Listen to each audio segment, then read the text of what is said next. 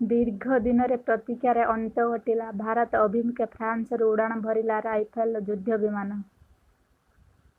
ଦୀର୍ଘ ଦିନ ଧରି ଅପେକ୍ଷାର ଅନ୍ତ ଘଟିଛି। ଭାରତ ଅଭିମୁଖେ ଉଡ଼ାଣ ଭରିଛି ରାଇଫଲ୍ ଫାଇଟର ଜେଟ୍। ପ୍ରକାଶ ଯେ ଏହି ଉନ୍ନତ ଯୁଦ୍ଧ ବିମାନର ପ୍ରଥମ ବ୍ୟାଚ୍ 5ଟି ଜେଟ୍ ଫ୍ରାନ୍ସର ମେରିଗ୍ନାକ୍ ଏୟାରବେସ୍ରୁ ଭାରତ ଅଭିମୁଖେ ଉଡ଼ାଣ ଭରିଛି ଏବଂ ଖୁବ୍ ଶୀଘ୍ର ଭାରତରେ ପହଞ୍ଚିବ।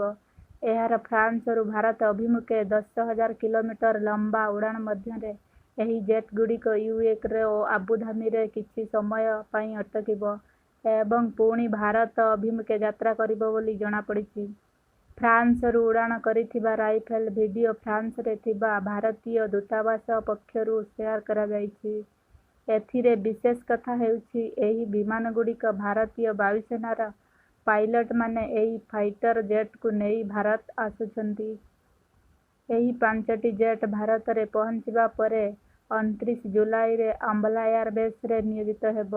ଅଗଷ୍ଟ ଦ୍ୱିତୀୟ ସପ୍ତାହରେ ଏହାକୁ ବୋଧହୁଏ ବାୟୁସେନାର ଏକ ସରକାରୀ ଅଂଶ ଭାବେ ସ୍ୱୀକୃତି ମିଳିବ ବୋଲି ଜଣାପଡ଼ିଛି।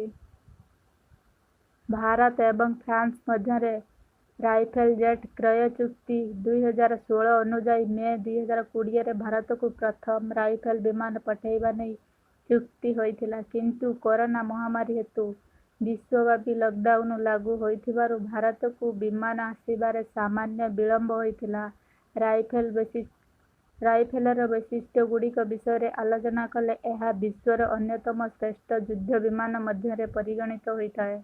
ଏହା ଏକ ବହୁତ ଉନ୍ନତ ଯୁଦ୍ଧ ବିମାନ।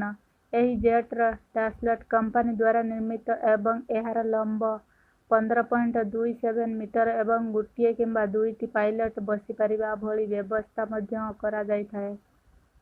ରାଇଫେଲ୍ ସର୍ବାଧିକ ବେଗ ଘଣ୍ଟା ପ୍ରତି 2200ରୁ 2500 କିଲୋମିଟର ଏବଂ ଏହାର ପରିସର 3700 କିଲୋମିଟର। ଏହାର ଉଚ୍ଚତା ଅଞ୍ଚଳରେ ଯୁଦ୍ଧ କରିବାରେ ସ୍ୱତନ୍ତ୍ର ବିଶେଷତ୍ୱ ରହିଛି ଏବଂ ଏକ ମିନିଟରେ 60,000 ଫୁଟ ଉଚ୍ଚତାରେ ପହଞ୍ଚିପାରେ। ଏହାର ସର୍ବାଧିକ କ୍ଷେପଣାସ୍ତ୍ର ବହନ କ୍ଷମତା 2450 କିଲୋଗ୍ରାମ। ବିମାନର ଇନ୍ଧନ କ୍ଷମତା 47 କିଲୋଗ୍ରାମ। ଏହାର 1.30 ମିଲିମିଟର ବନ୍ଧୁକ ଅଛି, ଯାହା ଏକ ସମୟରେ 125 ରାଉଣ୍ଡ ଗୁଳି ଚାଳନା କରିପାରେ। ଏହା ଅତ୍ୟନ୍ତ ମାରାତ୍ମକ ଅଟେ। ଏଥିରେ ଥାଏ RBL-2 ଡାୟାର ଏବଂ ଥାଲେସ୍ ଏକ୍ସଟ୍ରା ଯୁଦ୍ଧ ପ୍ରଣାଳୀ।